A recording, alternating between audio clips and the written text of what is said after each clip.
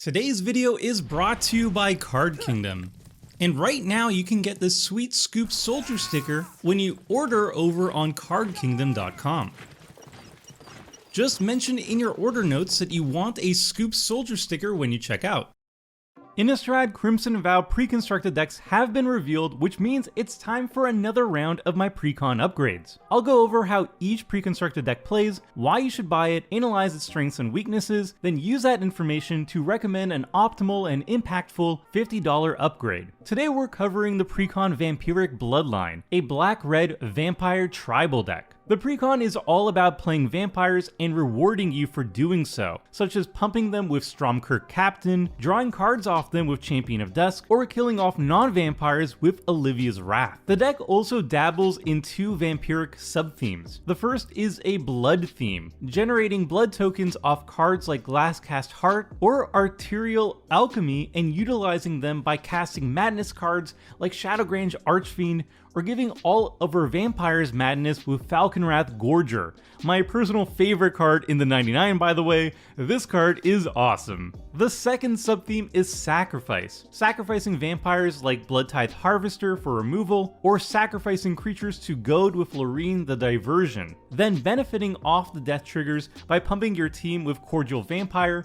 or draining opponents with Blood Artist. The face commander of the deck, Strefan, Maurer Progenitor, does a great job representing what the Precon is all about. It's one of the best blood token generators ever printed, being able to generate up to 4 blood tokens per turn cycle without much effort, and it can use the blood tokens to cheat out our vampires each time it attacks. Both abilities are powerful and lay out the deck's game plan, so we're going to be keeping it in the command zone for the upgraded version. With our commander locked in, let's check out the deck list and see how well it accomplishes its goals. Right out of the box, Vampiric Bloodline sticks true to its tribal name. I count a whopping 39 vampire-related cards, 33 vampire creatures, and 6 additional cards that reference vampires. As for the sub-themes, the discard theme is the most prominent, with 14 cards that relate to discarding cards, including 6 madness cards and 6 blood cards. For the Sacrifice sub-theme, I count 11 cards, either ways to sacrifice vampires or beneficial vampire death triggers. So the deck is first and foremost vampire tribal, but dabbles in the sub-themes for a bit of extra spice. Now that we've glanced at the list as a whole, let's take a look at the deck's ratios.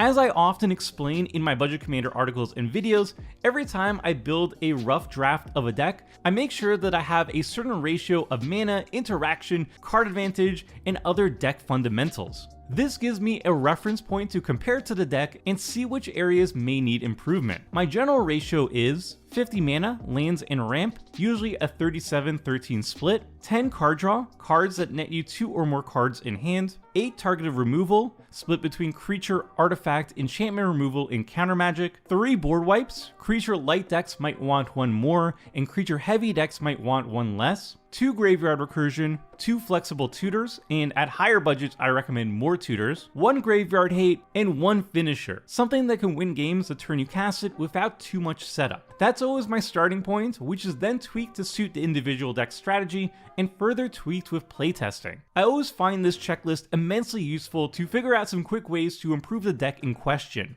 Let's see what the rough ratios are for Vampiric Bloodline and how it compares. I count 47 mana, 37 lands and 10 ramp, 12 card draw, 10 targeted removal, 5 board wipes, 3 graveyard recursion, 0 flexible tutors, 1 graveyard hate, and 2 finishers. Just looking at the numbers, this Precon does a great job providing good ratios of deck fundamentals. That's not to say that each individual card is good, but the overall design philosophy is solid and gets my approval. The next step is to analyze the individual cards, identifying the worst ones to swap out for our upgrades, which I do in the accompanying article linked below. But for this video, we're going to skip the card analysis and jump straight into the good stuff, the upgrades. So let's get started. So first we're going to power up the deck's Creature Reanimation package. This deck has a ton of very expensive creature haymakers that we can easily discard into our graveyard with blood tokens, so it makes perfect sense that we should have a powerful reanimation package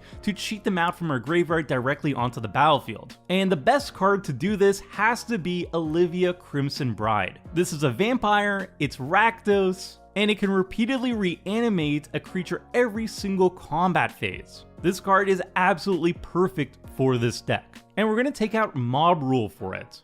Mob Rule is a fine mass threaten effect, and it's really good with sacrifice outlets, but we don't really have that many sacrifice outlets to go with it, and the sacrifice outlets that we do have often cost mana to activate, so it doesn't really work well when we're casting such an expensive spell and then trying to sacrifice the creatures afterwards. Then we're going to be adding Victimize, one of the best reanimation cards in the format. For 3 mana, you get to get back 2 creatures from the graveyard directly to the battlefield. Yes, you have to sacrifice a creature, but that kind of works with our deck since we have a sacrifice sub-theme. And yes, they enter the battlefield tapped, but the sheer efficiency and the reliability of Victimize makes it so much better than Sinister Waltz, which we're going to be taking out for it. Then we're going to be adding Call to the Netherworld. This puts the card from the graveyard to our hand, not directly to the battlefield, but essentially we get to cast this for free because we have a blood-focused deck. We have so many ways of casting the Call to the Netherworld for 0 mana for its madness cost that this card becomes such an efficient way of recurring and generating card advantage with blood tokens. We're going to be taking out Imposing Grandeur for it, which is kind of like a bad wheel in our deck. We're going to be discarding our hand and drawing 4 cards, and we can also help our opponents, but they have the ability to opt into it, so it's not very good in this deck. Next, we're going to add another card that's similar to Call to the Netherworld. It's Edgar's Awakening.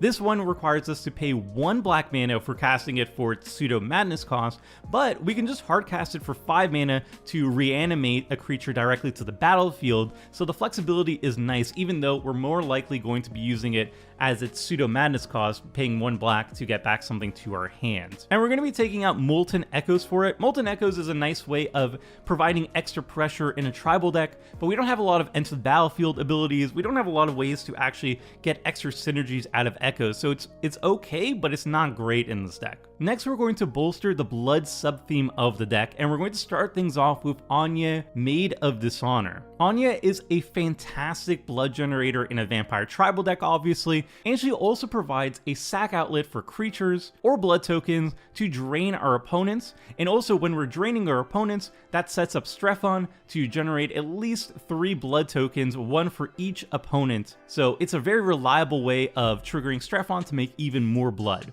And we're going to be taking out Stromkirk Condemned for it. This card is good in the more go-wide versions of Vampire Tribal like Edgar Markov, and it is also really good in a very madness-focused deck, but neither of those are what we're going to be going for. We have enough discard outlets with our blood tokens that are just more efficient than this, and we don't really get the maximum benefit of the +1/+1 until end of turn because we're not really go-wide. We're going to have maybe like 3 vampires on the battlefield at any given time, so we're not going to get a lot of value out of this. We just have better options for discarding stuff, and that's going to be our blood stuff. Moving on, we have another great blood token generator, which is Olivia's Attendance. 6 mana, menace, 6/6, so every single time it deals combat damage, you're going to be generating 6 blood tokens, which is an insane rate. Also, the activated ability can deal damage to a target and also generate blood that way.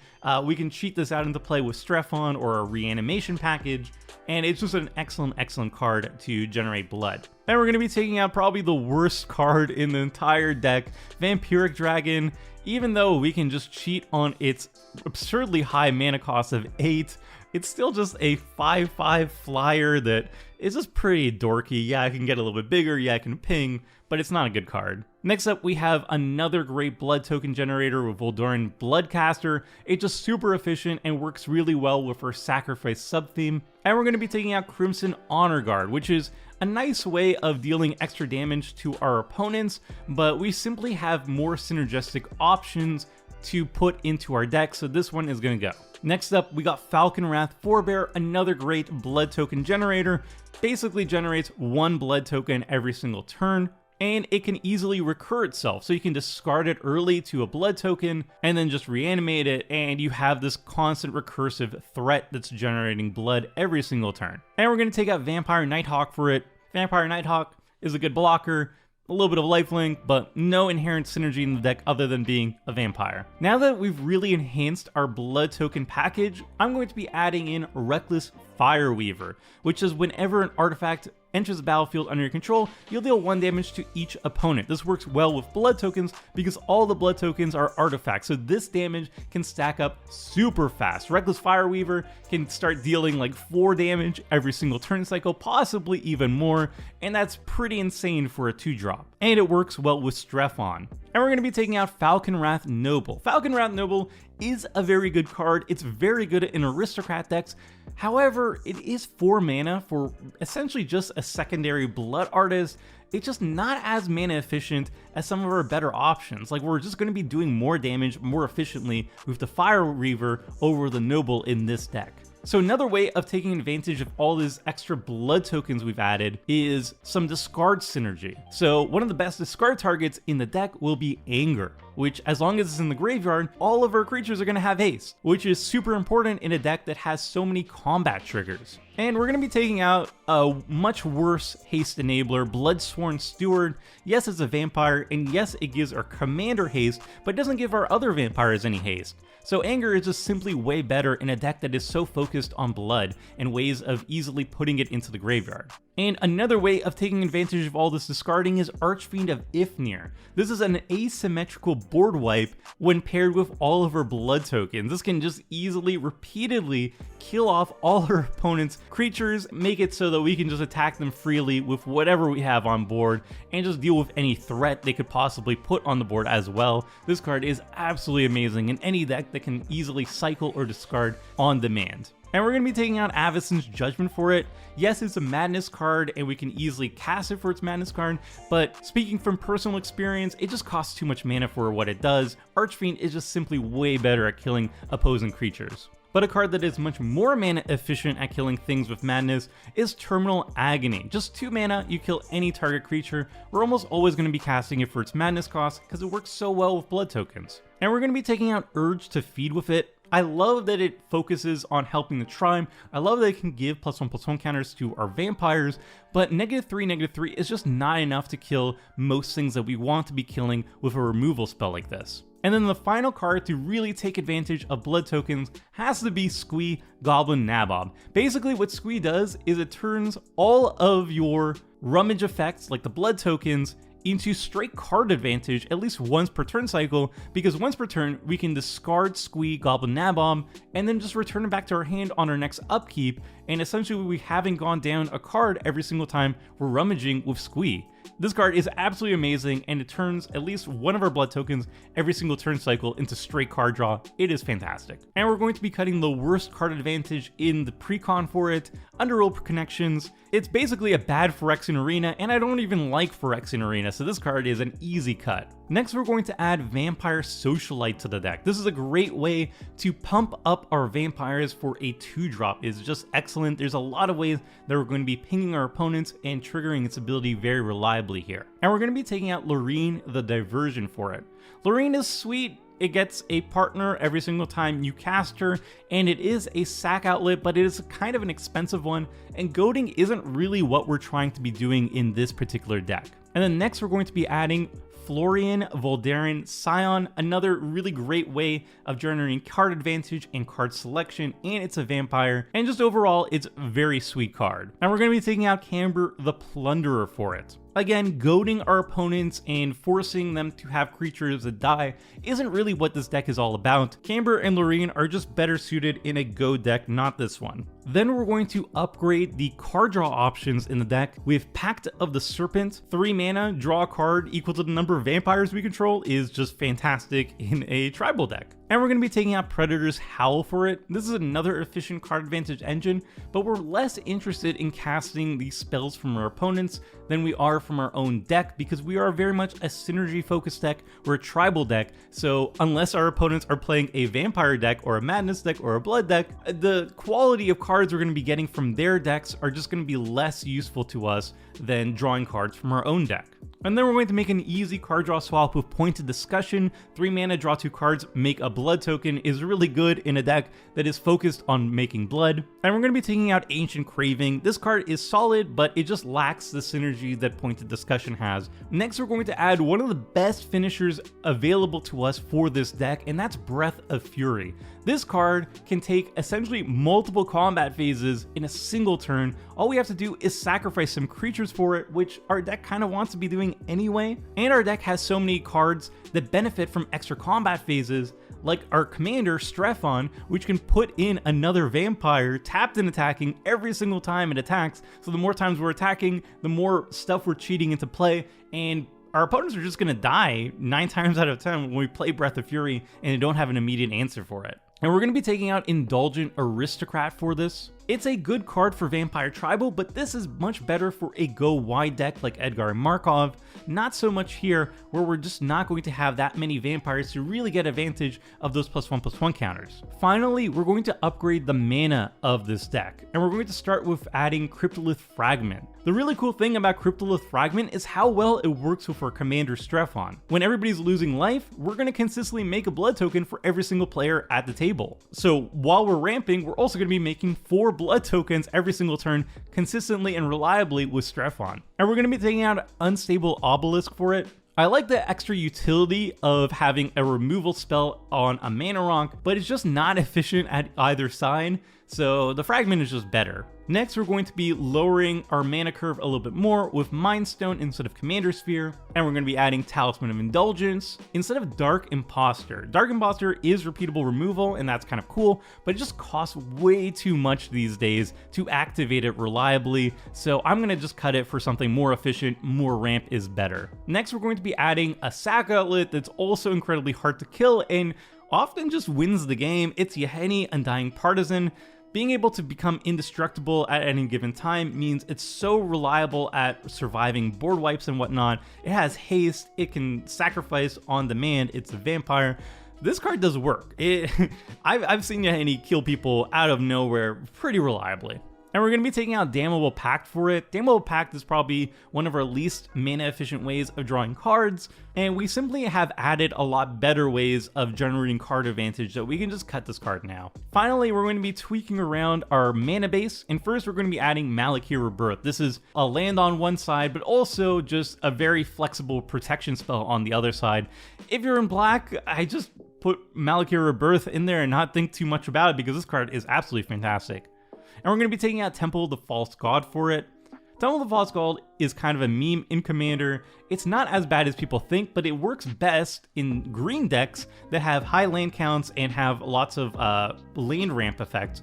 Neither of which this deck is about. This deck has 37 lands and 0 land ramp, so it's not going to be very consistent here. And then we're going to be adding lands that deal damage to ourselves, and these are all going to be triggering Strefan on ourselves. So we're always going to be making a blood token off the life we lose off them. So first we're going to be adding Barbarian Ring instead of a mountain. Then we're going to be adding Voldaren Estate. You know, it's one of the best lands you could put in a Vampire Tribal deck, but it also makes us lose life, which is especially good with Strefan. And we're going to be taking out Rakdos Carnarium for it. Then we're going to be adding Cabal Pit instead of a swamp, Ifnir Deadlands instead of a swamp, Ramunap Ruins instead of a swamp, Leech-Ridden Swamp instead of a regular swamp, and then finally we're going to be adding some free graveyard hate essentially with Bojuka Bog instead of a mountain. And that's it. That's 30 card swaps worth $50 to upgrade the deck. Finally, here's how the Precon looks with all the swaps made. The deck is now way more powerful thanks to a slimmer mana curve, more ramp, more vampire synergies, more blood synergies, and much better reanimation. And that's it for my Vampiric Bloodline $50 Precon upgrade. I'll be back soon with my upgrade of the other Precon, Spirit Squadron, later in the week. Until then, friends, see ya!